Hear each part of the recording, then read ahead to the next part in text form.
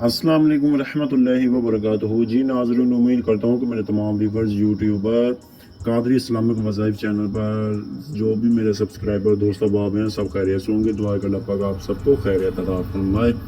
नाज़रीन, आज की वीडियो लेकर आपकी पेश खिदमत में हाजिर हुआ हूँ जिसका नाम है सूरह मुज़म्मिल। आप जितनी मरतबा पढ़ेंगे आपको फ़ायदा हासिल होगा।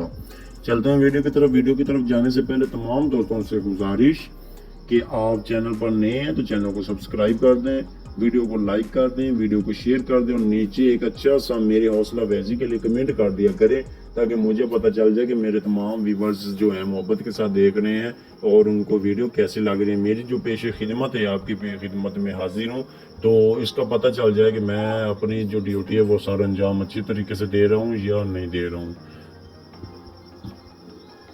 नाजरीन, आज की जो वीडियो है सूरह मुज़म्मिल के फ़वाइदे। अगर हम ये दुनिया के जो है फ़वाइदे देखे जाएं तो तकरीबन शुमार किए जा सकते हैं।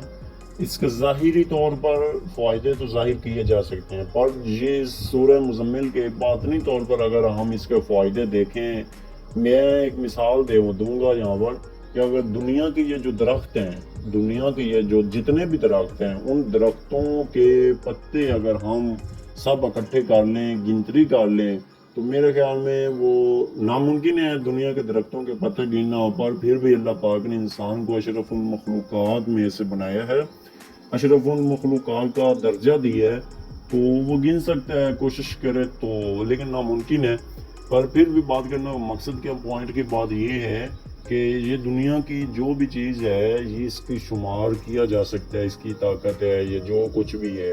पर जो अल्लाह पाक ने जिस चीज़ को एक मरतबा ये दे दिया है, दर्जा दे दिया है, ये जो नाम दे दिया है, तो उसको जाहिर करना या उसके फ़ायदे गिनना मेरे ख्याल में तो नामुमकिन है।